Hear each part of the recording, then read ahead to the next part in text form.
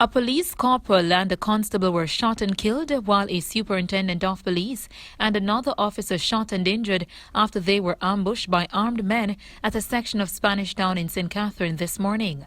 Reports are that the two deceased cops, 26-year-old Constable Ricardo Hilton and Corporal Dane Biggs, who were under the command of the injured superintendent at the St. Catherine North Division, went to a section of the area known as Horizon Park in search of wanted men. Upon reaching the location, the police team came under heavy gunfire from men who were armed with high-powered rifles from inside the premises. All four officers received multiple gunshot wounds, while the fifth cop managed to call for backup. Upon the arrival of the other officers, the wounded cops were rushed to hospital, where Biggs and Hilton were pronounced dead, and the others, including the superintendent, admitted in critical condition.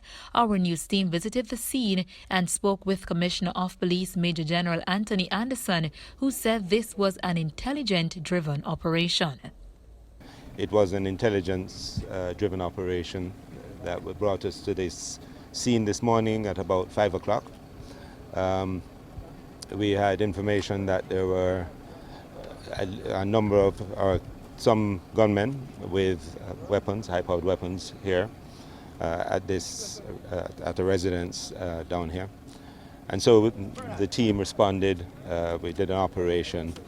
There was a firefight, and 4 of our members were shot, of which 2 have succumbed to their injuries. And my condolences goes out to the families of those officers. So one is in surgery, one is being treated.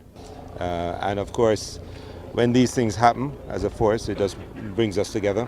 We will not step back from this challenge that we're having with criminals, gunmen, and people shooting our citizens and shooting us as well. We're still in pursuit of some people, and we have some leads that we're following.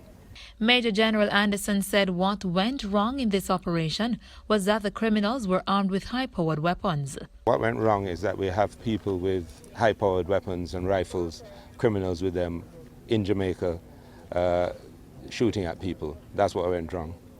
Yes, an M16 rifle was recovered. Whenever we go into an operation, we have to take due care of how we approach things. The people we confront have no such restrictions. So even if we get intelligence on something, we have to confirm things. We have to be very careful with how we approach things. There are always the risk of innocent people being harmed in our operations. So we have to approach things in a very sensible way. And that, of course, gives some advantage to the persons who are not so restricted. Minister of Security Dr. Horace Chang added that all the officers involved in this morning's operation were well-qualified officers. However, the gunmen were heavily armed. One very serious thing, Superintendent Clooney is still in theatre, and that's several hours now, which in medical terms is not exactly, a good signal. But we pray and hope that he'll come out of it successfully, and that the doctor's good hands will keep him alive. All the officers involved are some very highly professional, capable individuals, and whoever, man or men, were armed with high-powered weapons. An M16 at that range can tear through pretty much anything that we have in normal circumstances.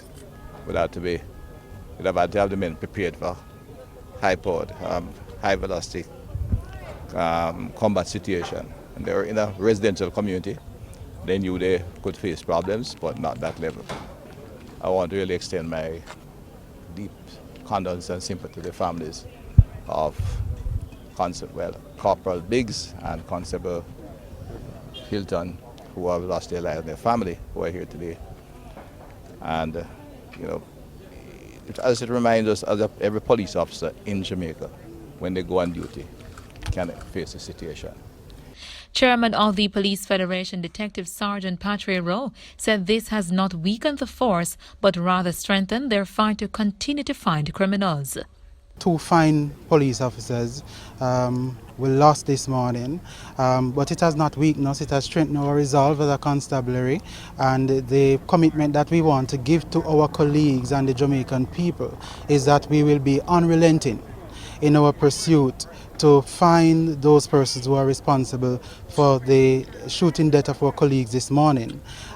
Certainly we invite the Jamaican people to come out against the criminals in this country who are putting our colleagues in harm's danger and are making Jamaica an unsafe place for law-abiding citizens. These police officers left their families, left their houses to serve, protect and reassure the people of Jamaica and were killed because of it. And we are hoping that those law-abiding Jamaicans will speak out against this atrocity and stand with us in this very difficult time. One of the things that misses a lot of Jamaican people is that there's a human element to policing, and people sometimes see police officers as numbers on the ground, but we're actually human beings with emotions, with rights and so on, and therefore our officers are deeply hurt this morning. But as I said before, it has not weakened our resolve. Director of Complaints at the Independent Commission of Investigations Indicom for the Southern Region, Nigel Morgan, said that Indicom and the JCF are doing a joint investigation into the incident. So we do not know yet if anyone was shot, but certainly blood suggests persons were injured. And we do know that officers were shot and injured, and at least 2 have died. Most unfortunate. They seem to be cordoned and all exhibits protected. Witnesses who may be present may be identified and placed aside and pointed out to Indicom when we arrive. However, where the nature of an exhibit or set of exhibits are as such, where it is important to preserve it, the police may retrieve it until Indicom comes. So for instance, a firearm is recovered, the police would need perhaps in the circumstances where, let us say, others may interfere with it or remove it, may take charge of that custody and charge of that firearm until we get there. And that firearm is now processed by the joint Indicom and the JCF. Meanwhile, leader of the opposition, Dr. Peter Phillips, in expressing his condolences to Constable Hilton and Corporal Biggs' family, said that both officers gave their lives as supreme sacrifice in a bid to rid this country of criminal elements.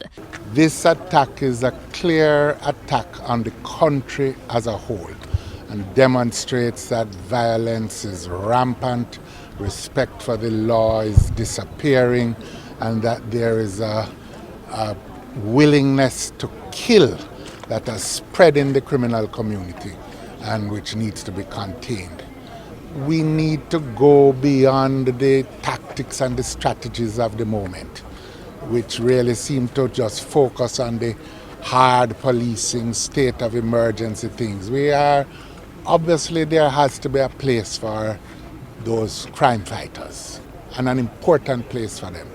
But obviously, too, it is a problem of the mind and the consciousness, and that there is a set of people who have taken up arms and feel they are against the state.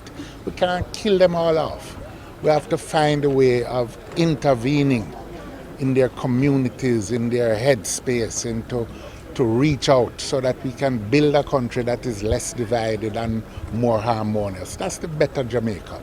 Dr. Phillips also outlined his recommendations that could assist the government in ridding the country of crime and violence. Need to contain the flow of weaponry into dangerous hands. I think that's going to involve a lot of intelligence gathering. It's not hundreds of thousands of people importing weapons, it's a handful. And that means that good intelligence, we have always said it. I have said time and time again to the government, to the others, we need to review the legislation that protects and enhances the intelligence services, that we need to execute intelligence gathering programs that identify the sources of importation, etc. Reporting for Mello TV News, I'm Colleen May.